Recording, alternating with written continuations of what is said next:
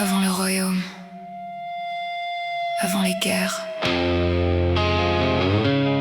avant les couronnes, il y avait nous, une fratrie, des liens plus anciens que les étoiles.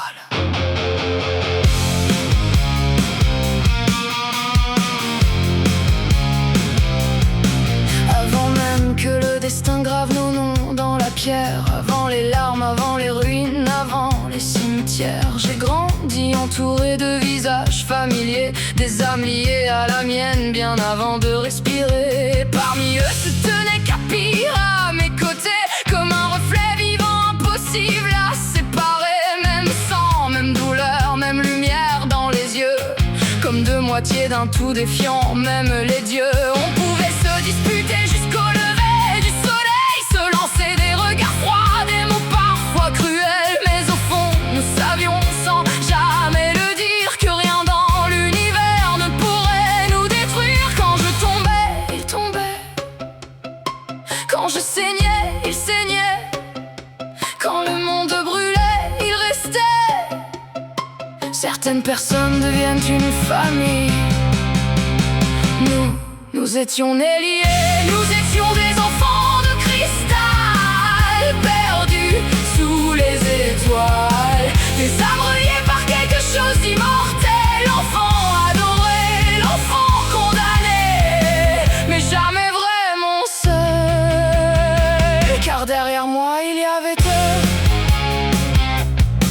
Puis venait Scarlett avec son feu dans le regard, toujours prête à défier chacune de mes histoires. Elle refusait mes choix, contestait mes paroles, comme si chaque rencontre devenait un protocole. On se cherchait sans cesse, on se heurtait souvent, de tempêtes enfermées dans le même courant. Mais les années passent, les blessures enseignent, et parfois les conflits deviennent ce qui nous élève. Petit à petit la colère devient respect, les murs deviennent ponts là où tout semblait cassé.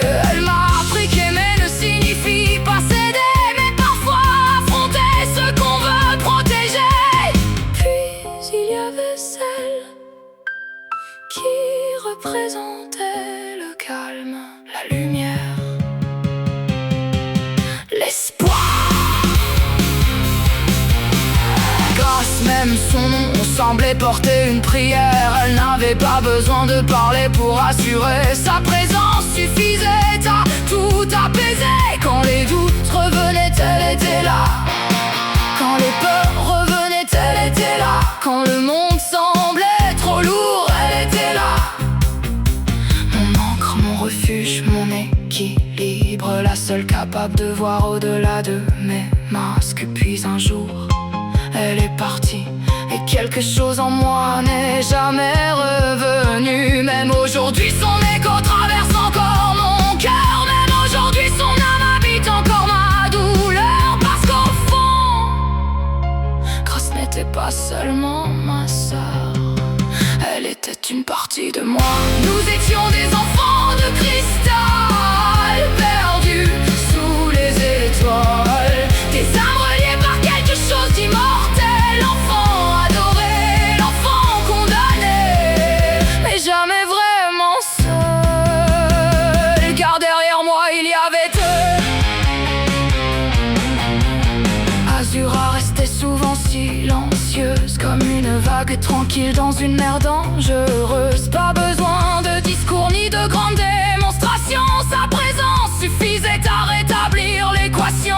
Aimer porter encore l'innocence des premiers jours, une douceur préservée malgré les détours. Quand je regardais ses yeux, je pouvais encore voir la personne que j'étais avant toute cette histoire. Puis il y avait Lazari, une énigme, une frontière, un lien difficile à comprendre entièrement. Parfois alliée, parfois distante, parfois proche, parfois inquiétante, comme si nos chemins hésitaient encore entre la lumière et quelque chose de plus sombre.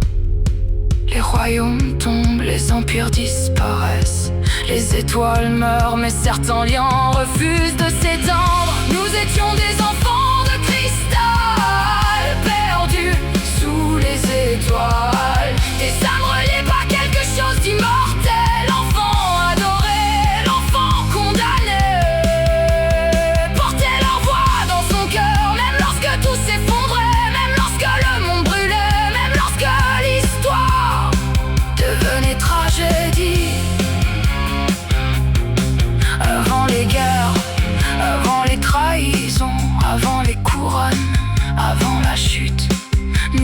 sont simplement une fratrie. Étant les souvenirs de Gabiche, ils le resteront toujours. Car même lorsqu'un royaume disparaît, les liens de cristal ne meurent jamais.